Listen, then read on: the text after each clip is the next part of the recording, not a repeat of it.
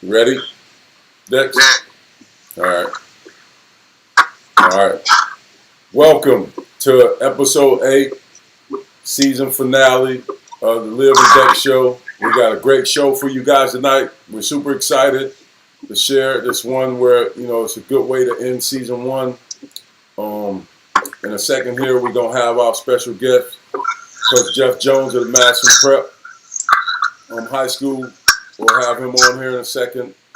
And look forward to this show. Again, I'm Randy Livingston. I'm the co-host of this show. Head coach at Newman High School. Assistant coach at LSU. Former professional player, former D-League coach. I'm just excited to be a part of it tonight. It's going to be an epic series. I feel like we're going to get it cranked up, and we're going to cook up something major tonight. I'll turn it over to my co-host, Dex. What's happening, OG? What's going on, man? Everything all right on my end. Southwest Louisiana, we doing okay. Hot down there, hot and humid. Down there in Lake Charles, Louisiana, Warrior Nation, we doing what we do. Good. Just trying to get it done, trying to get ready for our special guest. So I can get myself ready for Jeff Jones, that guy there. I'm still, every week I got to say it. I got a phone call tonight, Randy. I'm headed to Madison Prep with all the music. Okay. You must got some ammunition or something coming to Hamilton Christian. But all right, without further ado, let's introduce our special guest tonight. And, after season 1 is over with, we're going to take some time off and we're going to figure out how to, interchange him and make him a permanent. He ain't a sidekick. He part of it. Dex and I talked about it. We want to make this good. So, like I said, without further ado, let me introduce Coach Jeff Jones.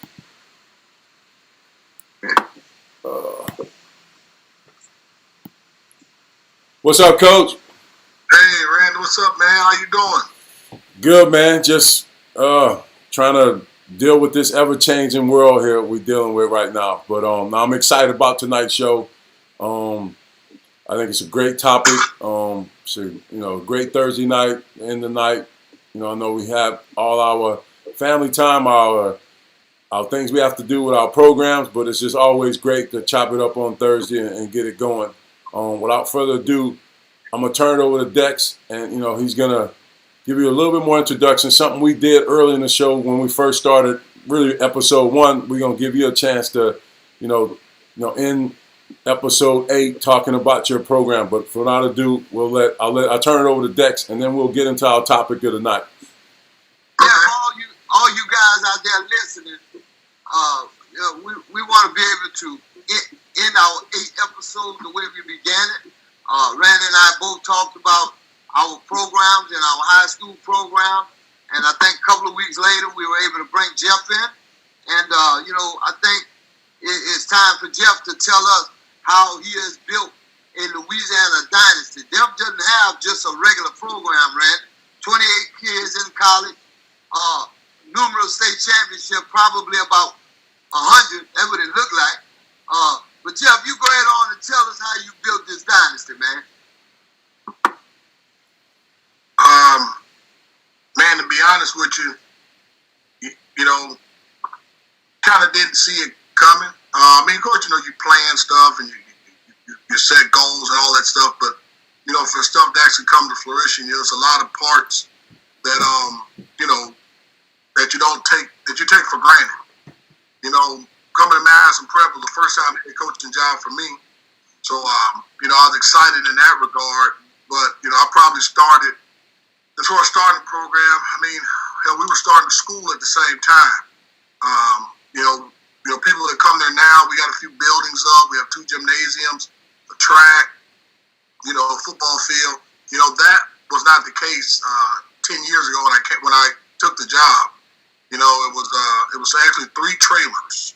That's what the school consisted of. 3 trailers and a cafeteria, which we shared with the middle school. So, imagine starting a program there when you're bringing kids over that are prospective student athletes who are, have other options to go to. They go visit other schools And when they come and visit our school, it don't look like anything that they've gone and seen. Nobody got 3 trailers and, no tradition, no history. So it kind of started on a lot of faith and a lot of trust. And I will say that our superintendent, DeJuan Johnson, had an amazing vision of what he wanted, and he kind of helped to fulfill everything that I said that I needed to have a successful program. And from then it kind of went on. Early on it was tough. Just first home game. A lot of things you look at, you take for granted. From who's going to take up the money, to who's going to run the Sam's and get the concessions. And who's going to run the clock and keep the books. I will say Miss Anderson and Miss Williams, big shout out to them. They've been rolling with me since day one, year one. My aunt, another one.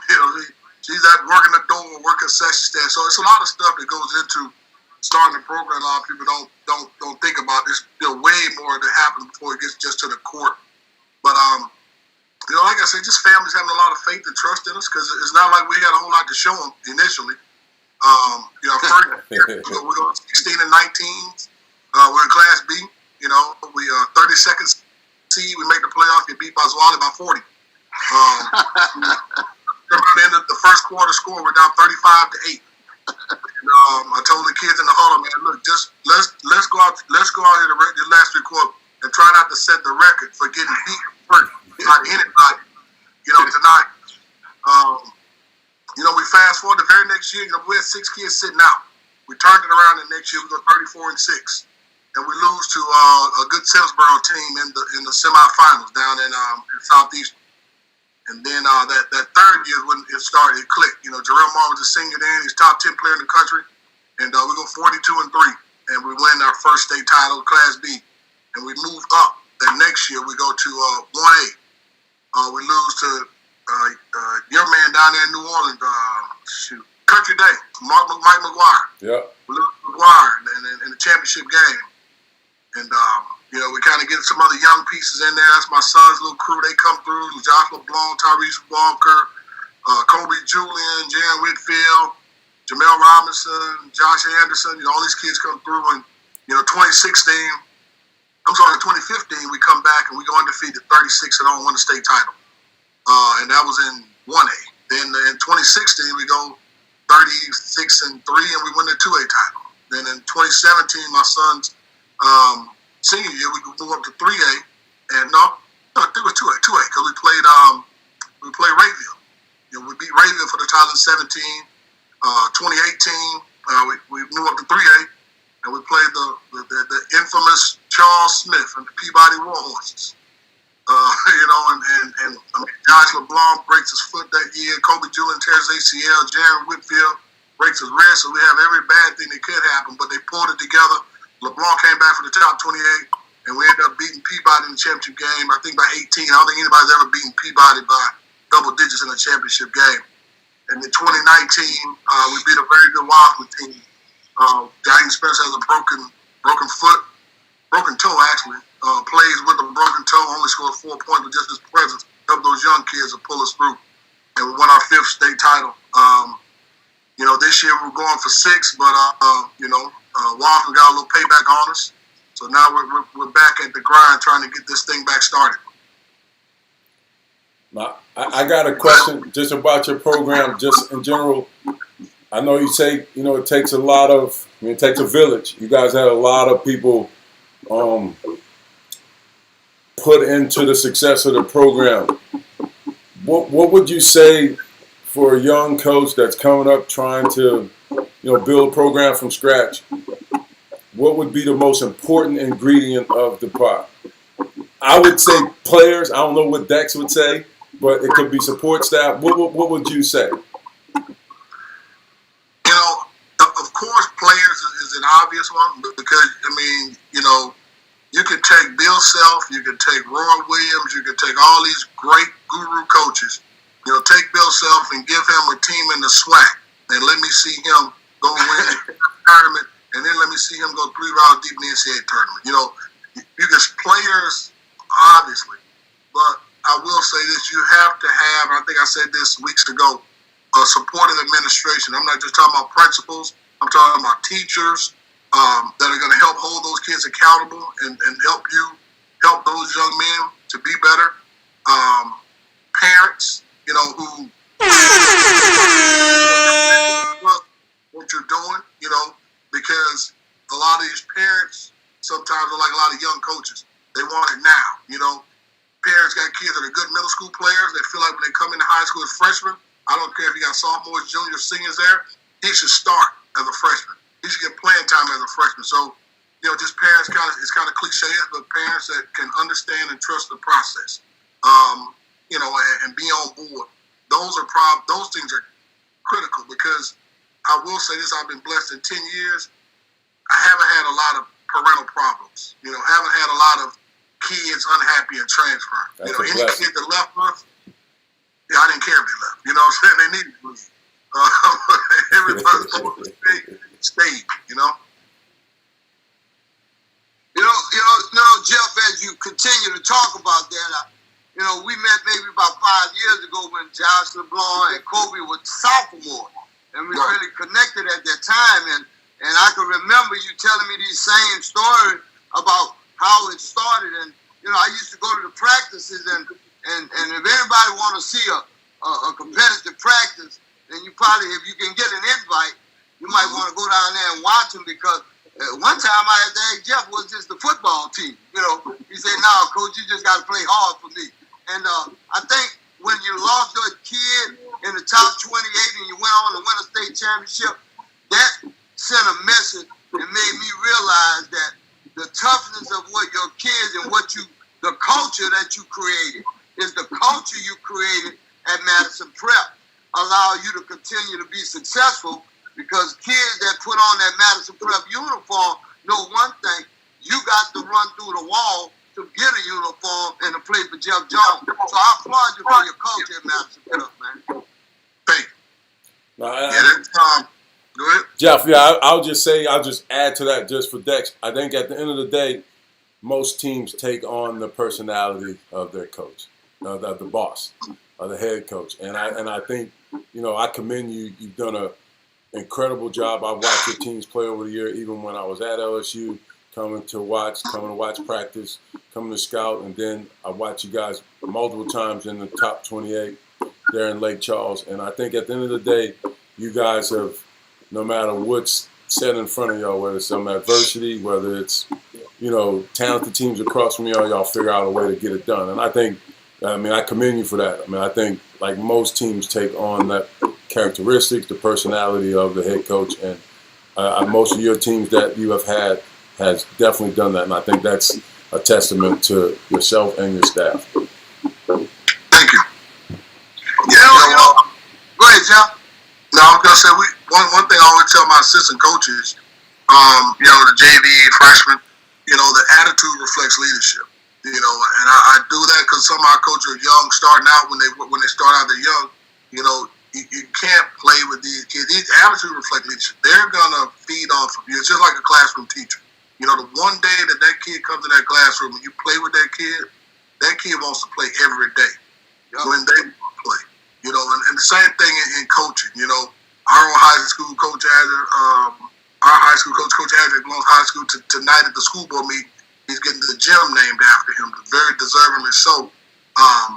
He would always call it buddy coaches. He'd always say, "Coach, you can't be a buddy coach and expect to win." But then I understood, what that meant, because in a lot of cases, you are the most structurally sound figure in these kids' life. A lot of parents are friends to these kids these days. In this day and age, unlike when we were kids, a lot of parents want to piss these kids off. They don't know that the kid's done something wrong. You'll be amazed how many parents bring the kid, hey, let coach tell him, all that kind of stuff. But, we have to set example. And for me, man, I'm coaching young men. So a lot of my stuff, it don't have a whole lot to do with basketball. I want to help raise, because if mom and dad are doing the lion's share of the work, I want to help raise strong young men. You know what I'm saying? A lot of these guys, some will go to college, yeah, but some are not. A lot are not. And none will play pro, maybe one here and there, but we're helping raise strong young men. So a lot of the lessons and tough love and lectures and and talking about being a man and talking about Jesus Christ and teach kids to pray, just everything. Just trying to make a real well-rounded young man. No, that's incredible. Jeff, I can say that. I can say watching Randy in his first year, watching his kids begin to take on his personality. I would hope for kids at Hamilton Christian take on my personality. But you said something that was real striking to me, is that we as coaches are the extensions of the home. Every home ain't the same, and I always say that you got to look at each individual situation. For years, I've had single-parent homes, so I knew as the coach that the parents or the moms was going to have to rely on me to be that male figure at that time. So that required some extra things for me to do. And sometimes I've gotten parents. So when I understand what the parents' morals and standards are, then I try to be an extension of the parent while they're away from the home. And, you said it best. Teach them about God, man. Teach them about how to be men. Teach them how to go out there and make decisions constructively on their own. And that's a perfect segue to me to get into, tonight. And I appreciate you, Jeff, sharing, because we are teaching, growing, helping mold clay, at the end of the day, mold young men. And I think, our next topic is it's a trendy one right now just because of everything's going on. But, every day, I see a young athlete that's testing new waters. And I think it's always been going on. Before we got on the show, the topic of the night is really, what's the role of athletes and our young men that we're raising, that we're teaching, in the Black Lives Matters movement, because we are powerful. I had a conversation with Dexter before we got on, and one of the things that, it's probably one of the most powerful pictures I ever remember and can recall is the picture of Muhammad Ali, Jim Brown, Abdul-Jabbar all together. Like, that was powerful. And at the end of the day, I think we had a tipping point with everything in society.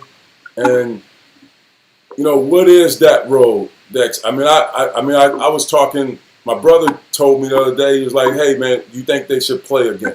And then we got on the Kyrie thing, and we can start there, and we're going to go a myriad of directions with this. But, he was like, if they play again, they lose their leverage of being able to control what's going to happen in this movement, or to get maximum benefits out of where the movement's going and what we're asking for from, in terms of society, how we want to change, systemic racism, the police brutality, everything. And so for me, I agree with him for a sec. I still personally, just my thing, I do want to see basketball. I don't think it's going to take away from it. I think they've had enough time as a group. They need to start figuring out what it is they want from the owners. Whether it's football, I know financial, monetary means help a lot of things, but I think they have a time right now where they can make a difference, and they do have the leverage, but they need to use it appropriate.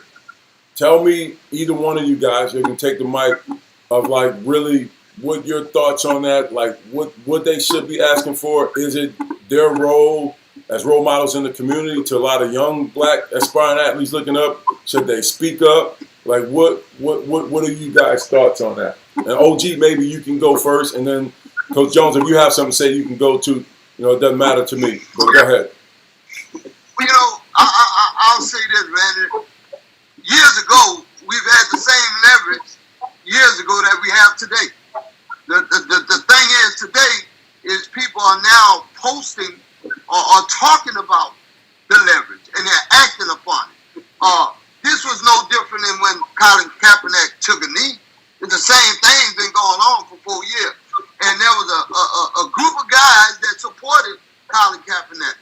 He was the one that got the short end of the stick because no one was able to sign him again. But when you look back 4 years later, the knee he took is the same knee that everybody want to take now. I think what has happened now is the awareness in both races have become so diversified, and everybody's aware of what is going on. Everybody now, I think, realizing that there's a problem. And I think when you look at all the different protests across the world, you'll see that everybody's rallying together because they want what's right. You know, not necessarily black, white, they want what's right. And right now, it's probably more in the African-American race than any race. And they're standing together and they're banding together to try to get some form of justice. The sad thing about it, man, and I was telling this to someone today on a phone call, is as a race, we have to continuously support one another. We have to reach out and help each other. We got to not try to get ahead of one another. There's going to be some people that are higher on the ladder than others. We have to be able to support someone and find out how did you get there instead of trying to pull them down to where you are. So this is our own internal struggle. You know, so today, now that we got America right where we want it, then the leverage of professional athletes, the leverage of college athletes, when you go, let's be honest, guys, you go to a stadium at LSU, you're going to see a stadium full of a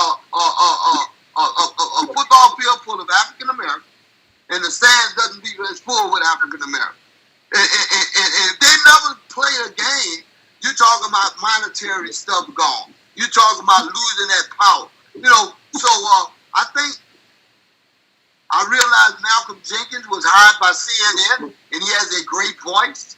And I think for the NFL, that is a great start. And I think now, you know, and I speak to my brother all the time. He's a civil rights attorney. He's all over Texas, all over, fighting this war. You know, the cat doesn't get any sleep.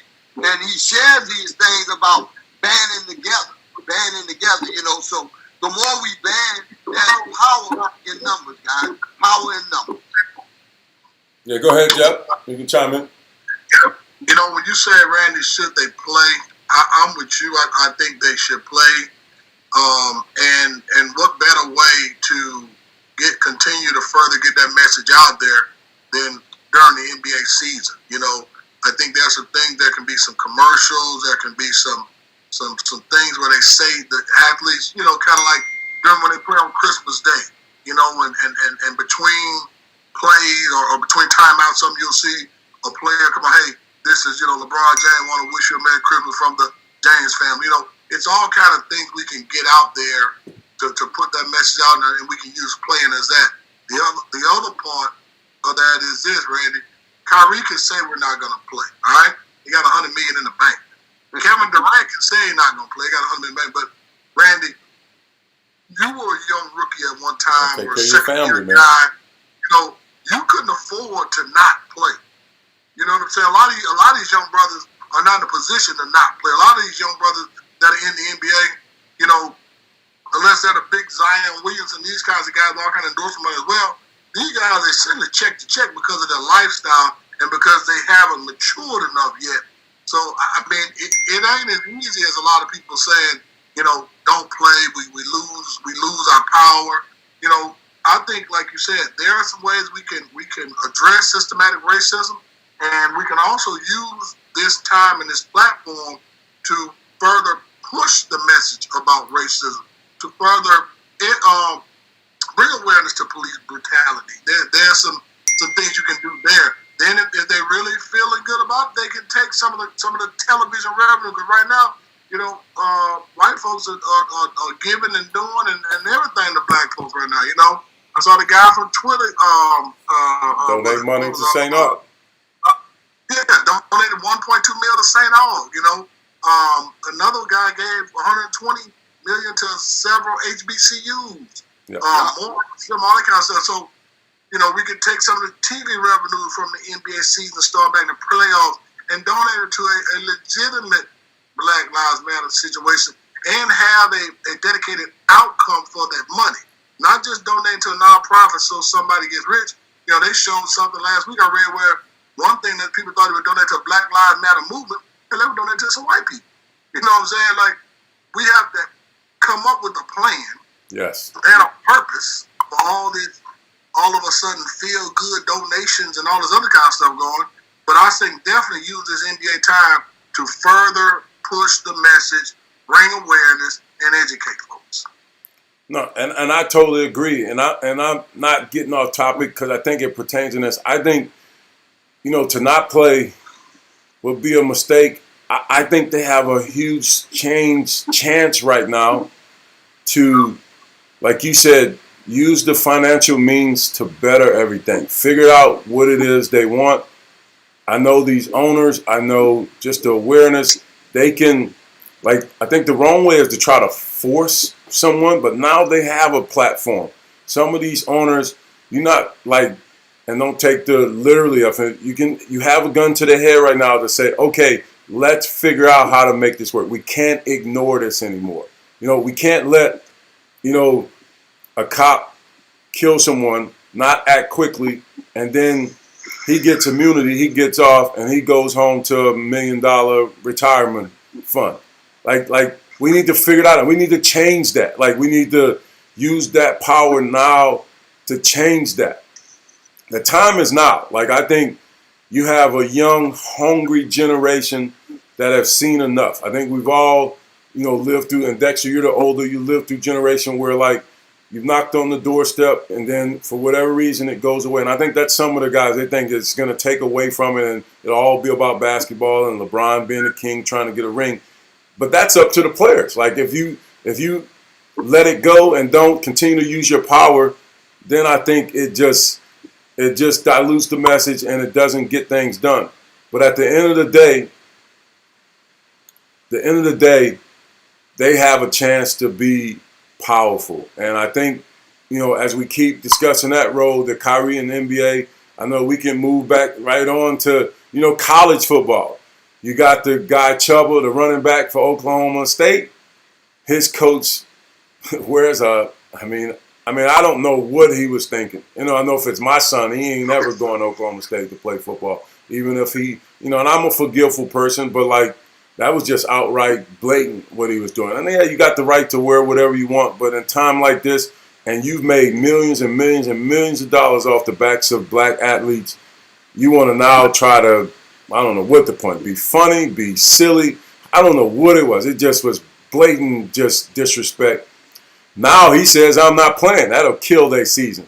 It changes right away. You get the apologies. I don't know if that's enough, but it has to be some action behind it. And I think you should see more and more athletes. I don't care if you're black, white. Kyle Korver has always stepped up and been, an advocate for just right, like what Dex said. Heck with if it's black or right, but he's been an advocate. So, my thing is, people ask how much is too much or, anything should he have gone to the president, Jeff or Dex, and said, I'm not playing no more until we get something done? How much an athlete, how much power should he have and should he control? I think that's the thing that I'm asking and would love for you to guys chime in, because we got young athletes, young dads of young athletes looking at this. We want to raise leaders, and I think that's one thing Jeff talked about building this program. We want to raise leaders. If you want to chime in on just that one specific situation, because there's many of them. I can name so many more, but that one's and even I know they're talking about the Clemson coach, but I think it's time. If we're going to go all the way with it, let's go all the way. Well, I'll say this, Randy. You said Kyrie, Jeff was talking about Kyrie with his money, Kevin Durant with his money, Steph Curry. You got a lot of guys that if they don't play basketball, they're going to be all right. But What about those guys that got to have their money because that's their occupation? Well, my thing is the LeBrons, the Kyries, the KD, here's a perfect opportunity, man, for you now to rally these younger athletes, not only in the NBA, but college athletes or just athletes in general. And here's an opportunity for you to start teaching them financial management, teaching them about the things that they're going to need to know when they reach Kevin Durant age, so they'll have $100 million and they're not just blunt. Teaching them about the lifestyle and what to do and what not to do. And you become the next generation to go back to the colleges or the high school and start spreading the message, because regardless of what people say, our young kids look up to athletes as role models because Everybody want to be like somebody when it comes to an athletic arena. And so I think with the platform that's being laid, and they're getting so much support from white America, that here's a perfect opportunity to make sure that it doesn't die off. Do you realize if every black athlete boycott the NFL, if they can afford it, how much money is being lost? That is a wake-up call in itself. Do you realize if athletes itself that are being recruited just take a stand or say, until we get this done or until we prorate this to go to our communities, then we're not going to perform. Somebody's going to have to answer to that. And I'm telling you right now, man, Joe Burrow stood up for Cleveland. He got drafted and he stood up for Cleveland. You know, he took a lot of flack for that early on because he was one of the first people to speak up from the white community that I recognize.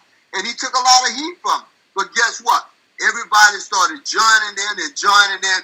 Whether or not they meant it sincerely, it was said. So as African Americans, we're going to hold you accountable to your words now. If you're going to say it, then we're going to want to see you do it. You know, so that's where I think we are right now with that.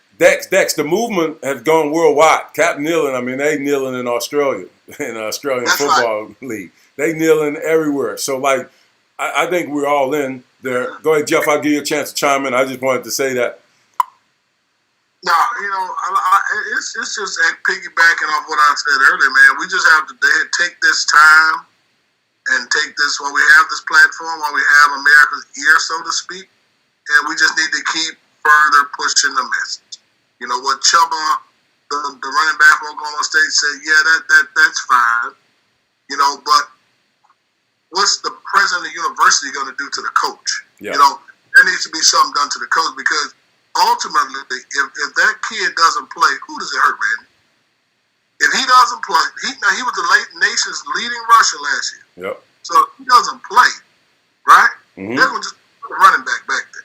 Oh, for sure. Now he hurts his draft stock and he takes money out of his pocket, and that coach doesn't lose anything.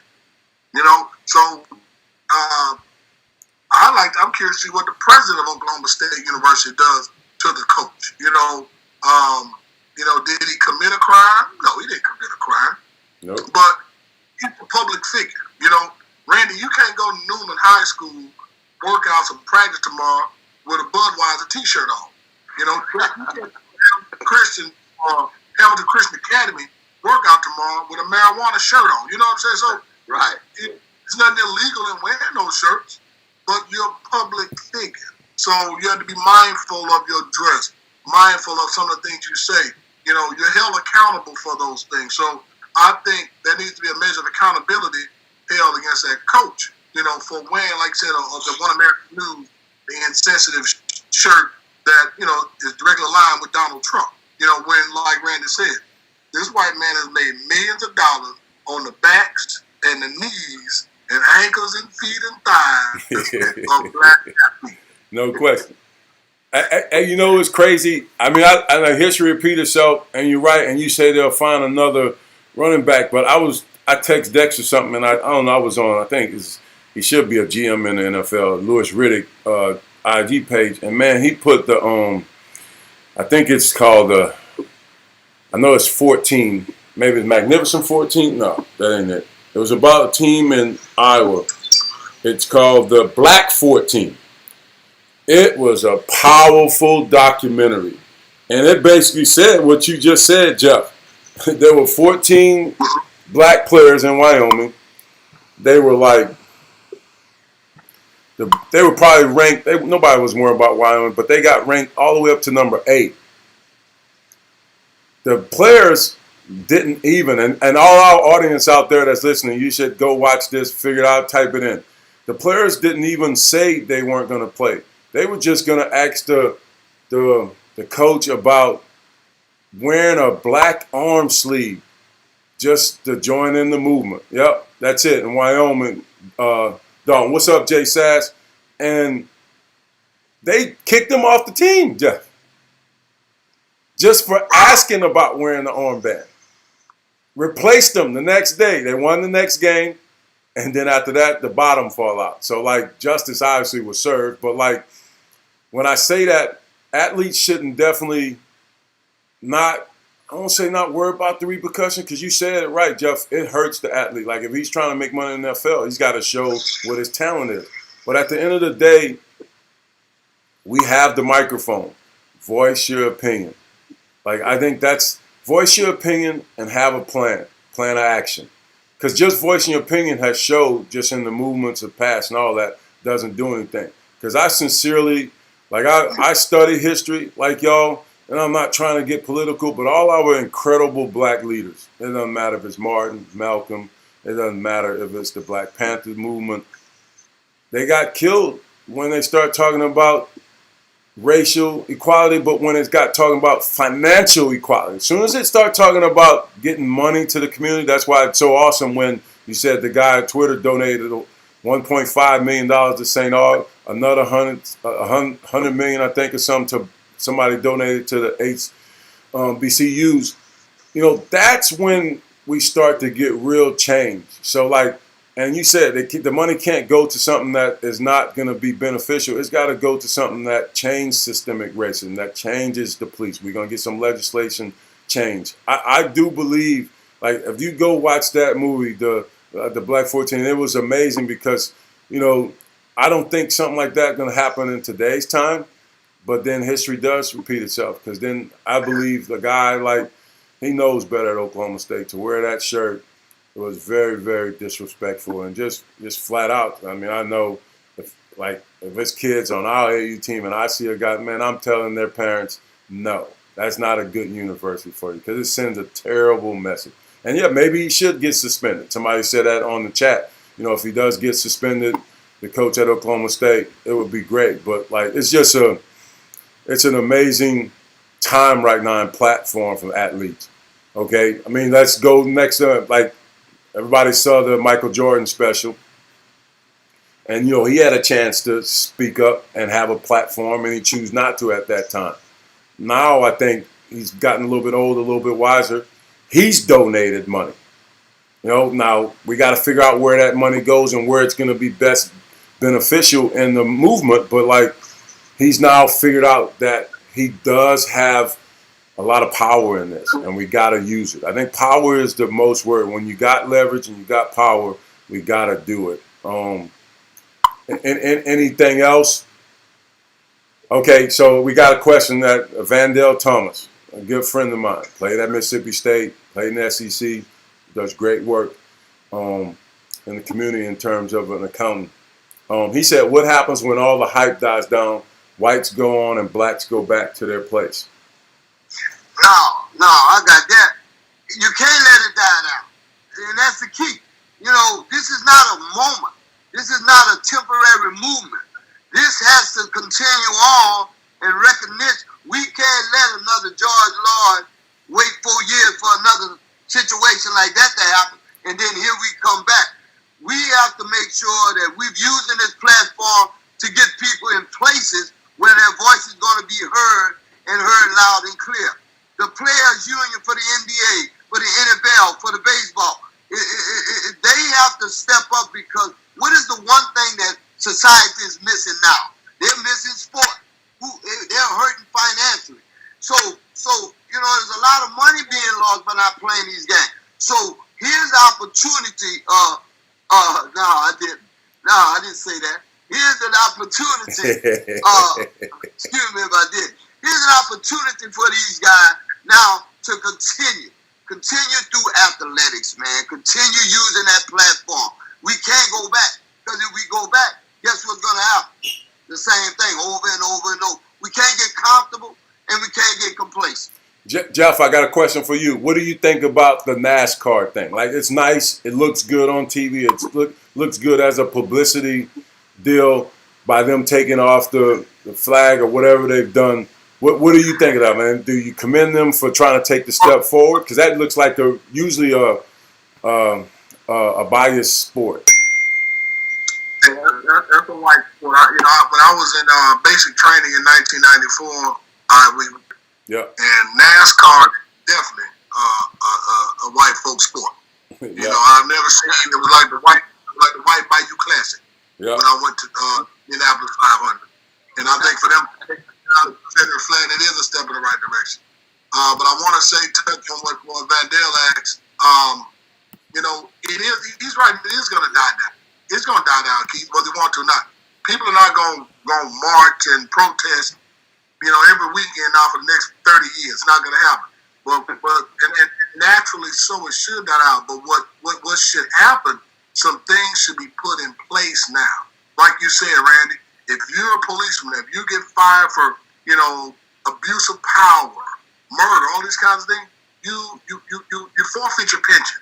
You don't get your pension.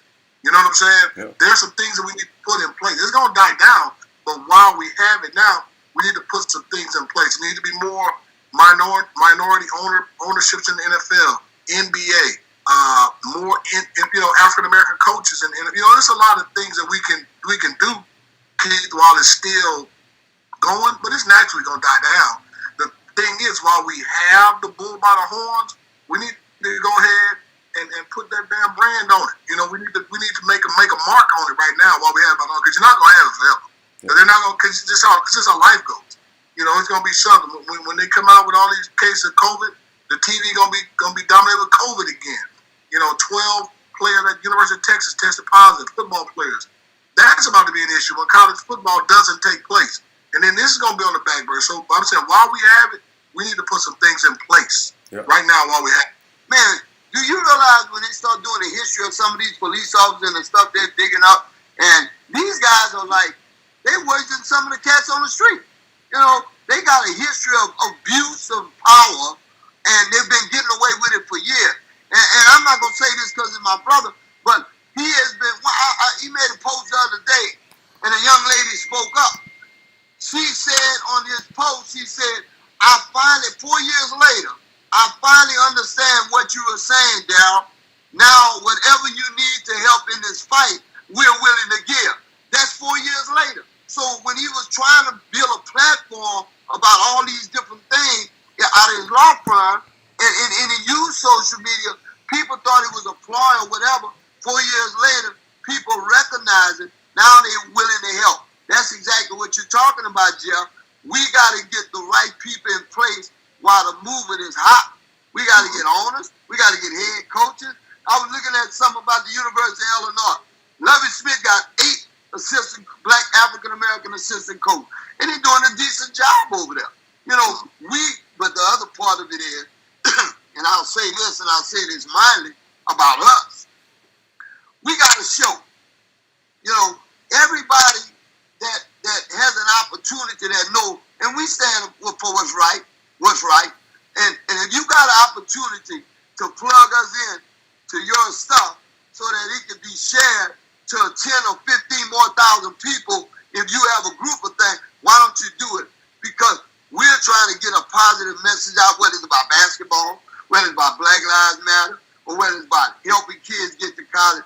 So that's what I was talking about earlier. We got to be able to support each other more before we expect other people to support us. You know what I'm saying, man? No, I agree. Well, yeah, Dex. Got a question, man? Yeah, I just want to just make sure I think Jeff is on this point too, and just getting back to the NASCAR. I think the key point about the NASCAR is that you had black athletes, and then you had the driver, Bubba Wallace, demanding change. You know what I'm saying? There's only, a few, maybe one black driver in NASCAR, maybe, but they demanded change. And for him to drive his last race with Black Lives Matter painted on, it sent a clear message because, like Jeff said, it is a predominantly white sport. So if they seeing that this guy is all for change and what's right, and just doing what's right, we're not asking for nothing special, just doing what's right. I think demanding change is I think while you have the bull by the horn, like you said, Jeff, they have to demand change. It can't just be lip service. It can't be, okay, yeah, we all in the movement, and this. I'll say this: the owner of Goodell, the commissioner in the NFL. Oh yeah, somebody should have signed Cap, or apologize, say it was a mistake, but then do something about it. You know what I'm saying? And for the future, lay the the groundwork to make sure it never happens again, and you do something about it. That to me, that's what's important. We have to demand, what we want, and it can't be just lip service. It cannot. It's got to be more. And the Jerry Jones situation, man, I don't even know how you handle that. I mean, to me, before I leave, and I'm going to ask, because I thought that was powerful. Kudos to Bubba Wallace. He definitely deserves some recognition. And you have guys like Kyle Culver. They have spoke out and shared their experiences of having white privileges. But at the end of the day, it's all athletes. I think, and to just drive that point home, and I guess that's what I'm saying. Sometimes it's more important, and Dex, you say the black athletes got to stand together, black community got to stand together, do it. But it's also important to hear from the white athletes too. They can't be quiet about this. What's wrong is wrong, and some of them, obviously have voiced their opinion, but a lot of them go silent.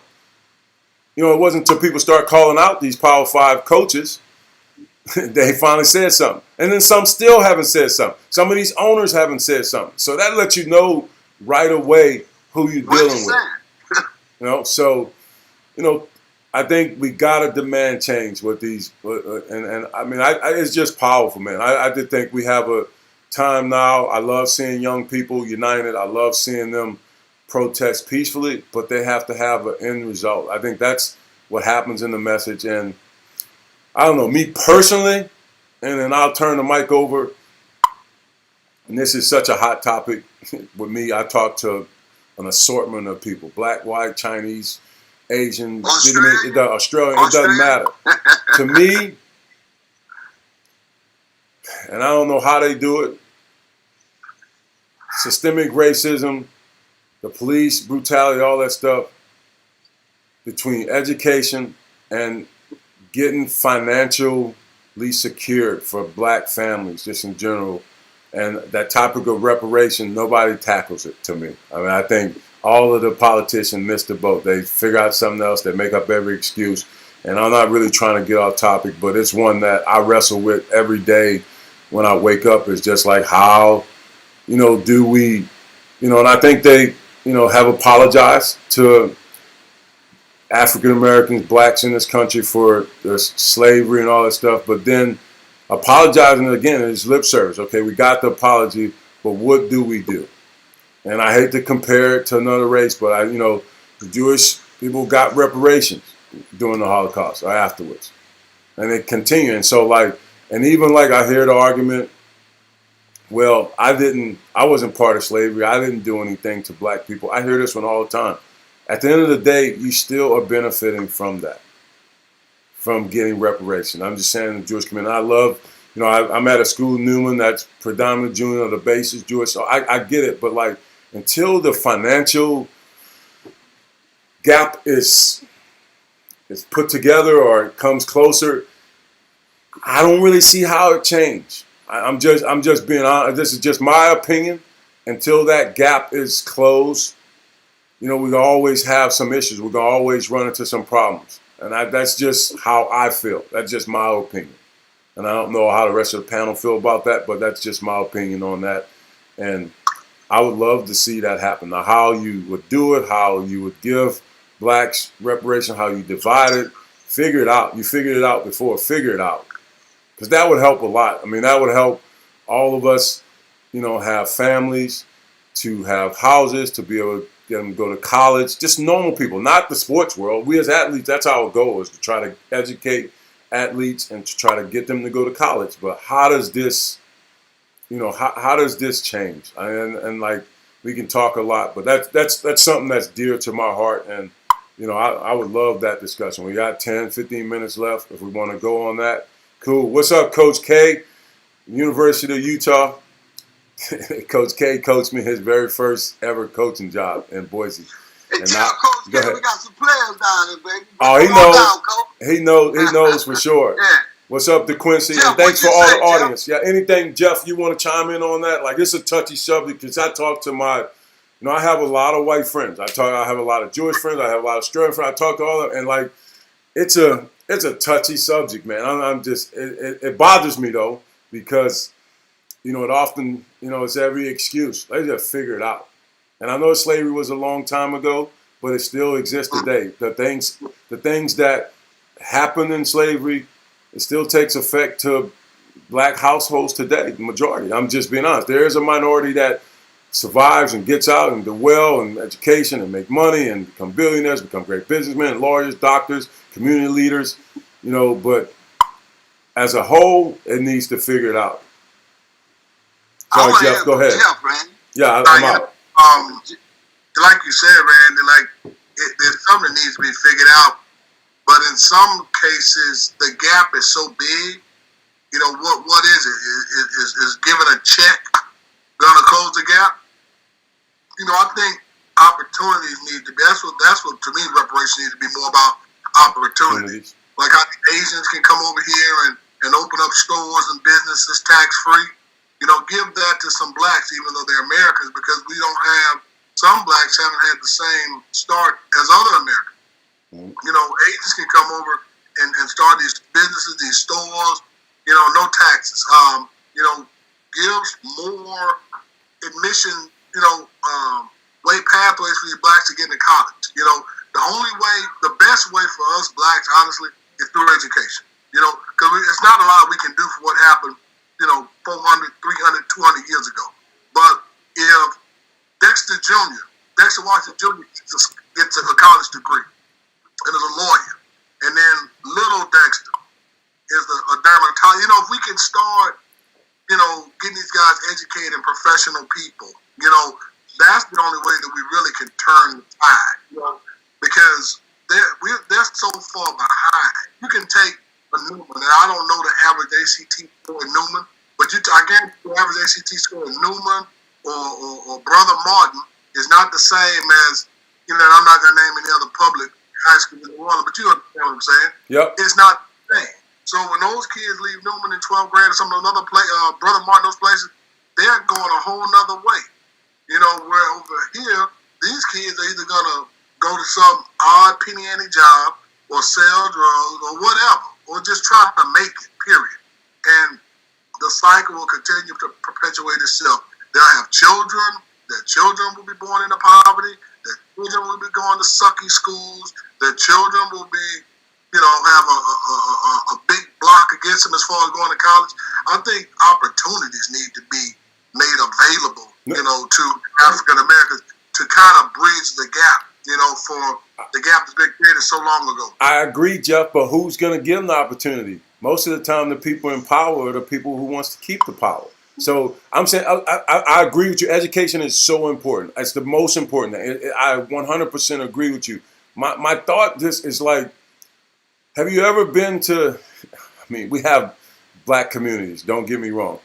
But have you ever seen, I mean, if you go to New York, I've gone to London, had some of the best Chinese food in the world. But no matter where you go, there's always a Chinatown. I'm just saying, in a big city. And a Chinatown has restaurants, it has businesses, they all do business. And whether it's, you know, and I'm going to say this in this, whether the Chinese triad or the mobs, they control it. They make sure it doesn't get around. But the money stays in that community. And so they take care of each other. So there's jobs for each other. I've never went to a Chinatown and there's so many different ethnic or racial backgrounds cooking or in the shop. It's all Chinese people. It's all the business. Just like you said, the corner stores, Jeff, whether it's Asians, whether it's Middle Eastern people, they all come, I mean, and they come and do it. But in the black community, have you ever said, okay, I've gone one place and it's a 10 block and it's black town and it's all black food, all black stores, all black workers. So if the business stays together, you know what I'm saying? So I'm thinking, like, when I say financial and it's the pool and the money, and I do study history a lot, and it bothers me, and I hate to bring up the old stuff, but like, as soon as Martin Luther King started talking about getting economic equality done, Malcolm X done, Black Panthers, that's all they was for, is just equality all the way across the board. It just something about that. And I'm not talking, and you saying money, I'm talking about real money. Like when we talk about old money in these cities and like whether it's Newman, whatever, there is no old black money. In Newman where they got that old money Yeah, but there is no old black money. I'm just saying there isn't. So like that would help. And we have stuff in the community that, you know, we do, like, you know, there's the hair salon, they take care of all that stuff. But I'm talking about real, like, if you go anywhere in any black hood, if it's a 10-block radius and everything, and I'm not saying you segregate, you move it, but like, we don't have anything of our own. Well, Randy, let me chime in here, man. I'm going to tell you something. I'm a little bit older here, and I saw a lot of different things. 10 to 15 years ago, we had all that. What you're talking about. 15 to 20 years ago, we had exactly what you're saying in different neighborhoods. We had those stores. One of the things that we got to be real with this stuff. Dex, I don't mean to hold you, but the example, the show that everybody about to do, talking about the Tulsa massacre, it was there, and they destroyed it. I'm just saying. But I get that, Randy, but here, my question has always been, because my family owned those stores here in Lake Charles for years. They were one of the last stores where the neighborhood could go in and sign a piece of paper, and that was credit. That's what I remember. Now, my question was, how did we get bought out or ran out where people come in the same community, and then we go out and we support them, and when we had those stores there, we didn't support it as much. You know, understand what I'm saying? Yep. Go back to what Jeff said. Jeff said education. The biggest thing I think we got to do is we got to go ahead on and get our kids educated. And they got to get an education.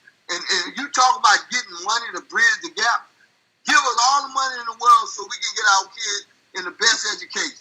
So that we can get, if it means free education, going to college. Somebody mentioned that in one of the comments. Free tuition. Do this. The only way we stand a chance, if you look around our community, we got pushed and we went to college. We went got degrees. We can stand up with anybody. We can. But those kids today that's not getting the same push from us, we got to be the one to push them to college without a basketball. We got to have their parents understand your best chance is going to college, getting your degree. That is your best chance. Without that, what is your option?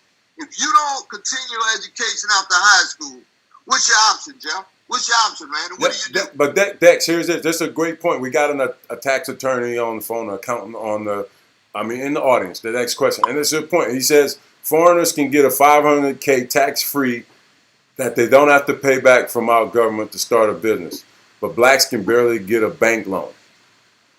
Now, that's systemic, but that's systemic racism. That comes from a long time ago. Like, so how do we get that back?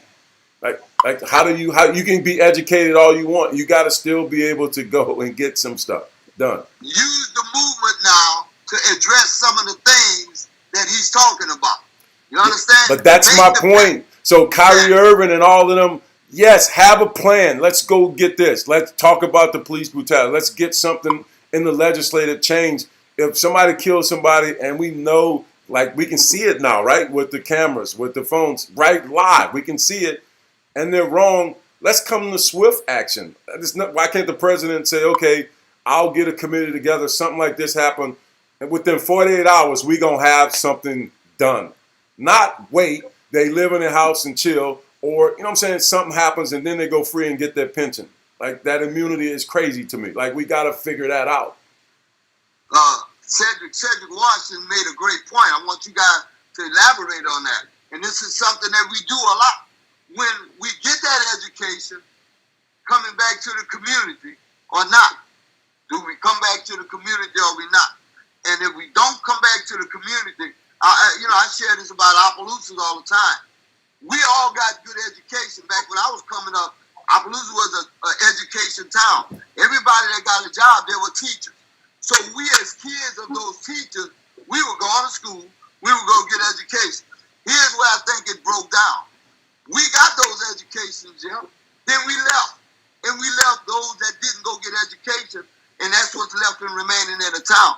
Don't get me wrong. But Dex, you ain't leave. You still help. You a pillar in the community. You ain't going nowhere.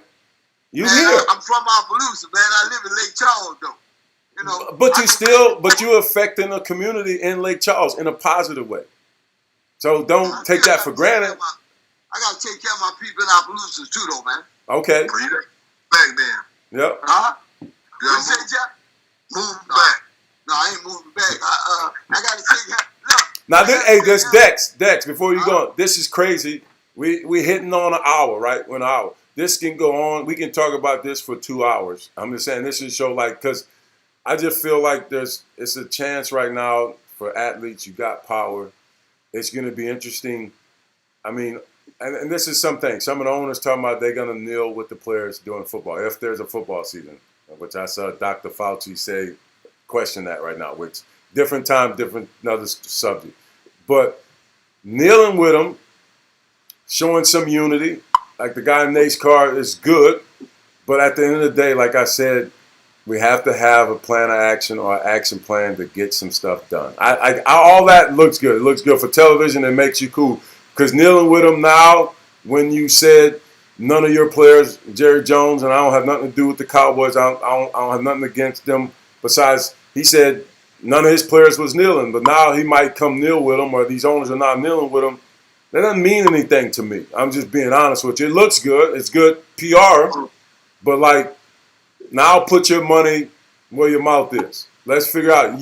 Like most owners know all the lawmakers. Let's just be honest with you. Just like all of these things show the Trump supporters. Most of those owners in a lot of the sports support them. So they can get stuff done if they really want to. I'm just saying, but like we have to have stuff written down. Like Kyrie, if he's saying, let's not play in a season, okay, give me your list of things that you want to do. That you want to get reformed.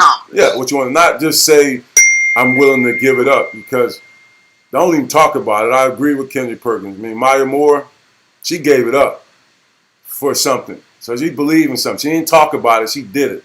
And I think we got to figure that part out. Now, you go ahead, Jeff. Dex, go ahead, man. I want Jeff to go because I got something to close out with him on. I got some good news tonight, Jeff. Okay, well, I want to say this because, and Maya Moore and these people, you talking about giving it up, you know what I mean? Why should these African Americans have to give it up? You know what I'm saying? Why should they have to give up their livelihood for something that others have done wrong? Man, let's put some reforms in place. Let's put some systems in place.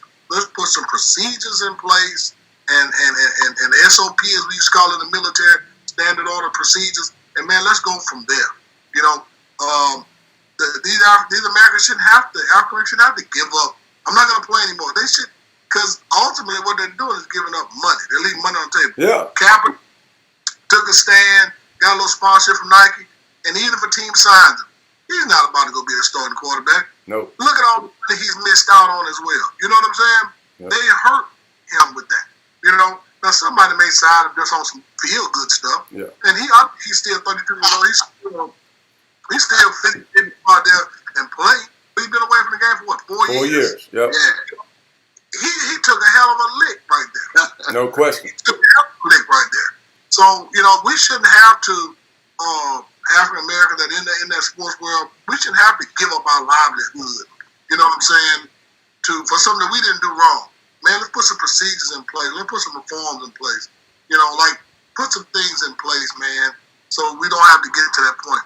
Because ultimately, we hurt ourselves. No, I agree with that. We got Paulette from Atlanta checking in, and we got people from all around the world. We really appreciate this time. We appreciate all you guys watching the show. It's been great to have Jeff come on.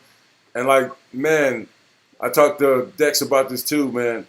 We enjoy this. This has been 8 weeks. I can't believe 8 weeks have gone by. And, we're going to end season 1 tonight, but then we're going to be bigger, better, and more awesome for season 2. We'll have more guests. We'll extend this thing out.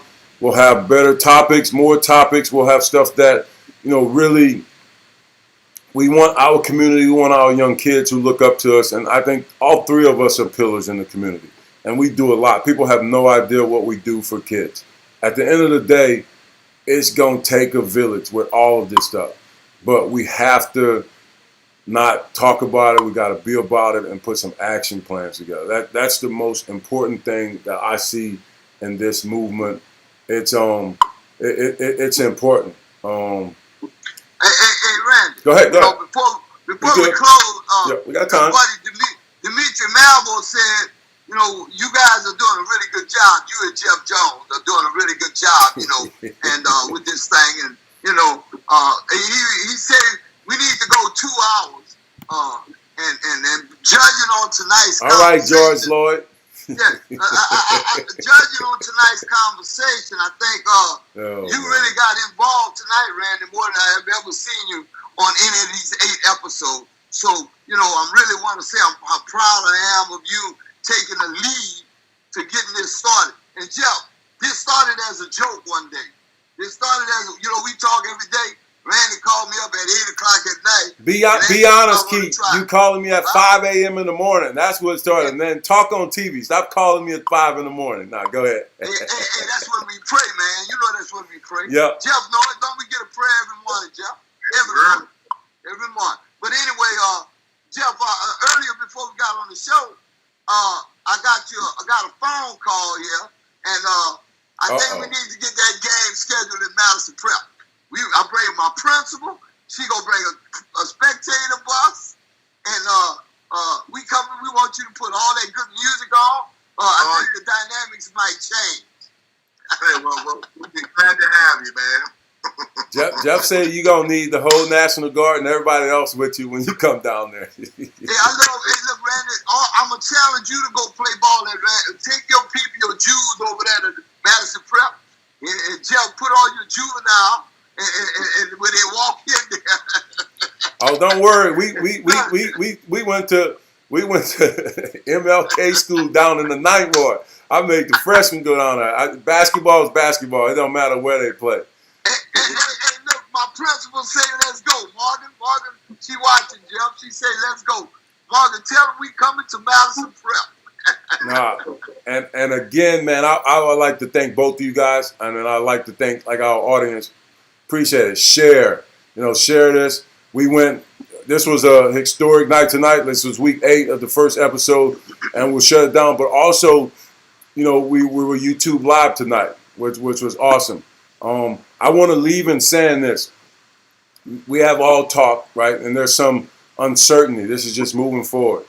We are still going to host the Circuit 100. We are going to be coming out with dates really soon, and it's going to be the start of something epic that we're going to do till our kids can do it. And so I know Jeff got a son out. This is what it's about. I think it's going to be epic. We're going to have a chance to get all the talent in Louisiana and get it right. And season 2, definitely look forward to us. But Circuit 100 is coming. It's on the way. And we're excited. We're going to have a date for you guys pretty soon, all you parents, players. So ain't no more of this talking about, the rankings are messed up, all that. Is he put up or shut up? That's what it's going to be about at that Circuit 100, and I'm looking forward to that. That's going to be epic proportion. The big thing about the Circuit 100, the NCAA put out some proposed dates on yesterday. A couple of dates for AAU evaluation period you can go watch, but also they said they can go and evaluate at open gyms as well as high school events. So the Circuit 100, that was good news for us because that kind of told us that we'll be able to have college coaches actually in attendance. So, other than, what's the most important ranking, you'll be able to put your game on in front of college coaches. 100%. Right here in your state. We'll be able to get all the kids, all the best kids in the state, and not just the best kids in the state. There's some guys out there that don't play on any circuit team. Yep. That are going to be college athletes in some capacity at some level. This is open to everybody. So, we're looking forward to it. We're finalizing a venue that's going to be able to accommodate and it's going to make sense. But I'm excited about it. I know Randy, good luck to those guys. Live on, they'll be in the gym this weekend. Louisiana Elite will be in the gym. I saw Randy at the Live On shirt. They're going to put my shirt on too, represent. I like that. I had to go represent the shirt on. We're in the gym this weekend, and that kind of goes back to what you said. Warrior Nation. You guys, we're getting ready to take a group of kids out to play and have a chance to earn scholarship. We're doing the same thing. Circuit 100 is just going to be a culmination of all of that. Nike, Adidas, anybody unknown, any unhidden gem. You know, I'm excited about it. Grateful to be a part of it, and it's going to be great. No. Hey, look, guys, you know, and just to pick it off of Jeff, the years that you spent with Under Armour, Louisiana Elite, because I've been there as well, and live on with Randy coming off the college set with the people he know. You know, our biggest thing is that we want to attract every college coach, not only in the state of Louisiana, but in our region. We want to make that kind of event. And Jeff and I were on the phone the other night, Randy, and he was telling me, I knew he had gotten fired up about it because he had gotten that dog in his voice about this right and this right. I can't have no lapses and all that. I say, Jeff, you sure can't because my name on it, your name on it, and Randy on it. You know, we gotta have this thing right so when they want, so that we can put a patent on what we're trying to do, bro. No, definitely, and we will. And on that note, man, I enjoy you guys' company. This seemed like a 20-minute session, but we're pushing an hour and 15 minutes, but it's been great. I appreciate the time. The LIV DEX Show has definitely been a success. Adding Jeff has been, you know, a great show. I had my brother say, he said, man, when y'all gonna take Jeff for being a wingman? I say, man, season 2, just relax. We gonna be good. We gonna take care of Jeff. And man, we're excited about pushing forward and bigger and better things, onward and upwards, man. So to me, one of the co-hosts, Randy Livingston, we got Dexter Washington and Jeff Jones, man. Signing off, man. Love y'all. Stay peace, stay safe. And it's June 19th weekend. And have a great Father's Day. Promote Father's Day for everybody. Happy Father's Day, Randy and Jeff. Happy Father's Day. To everybody around the world. Thanks for watching, guys. See ya. Peace out. Peace out.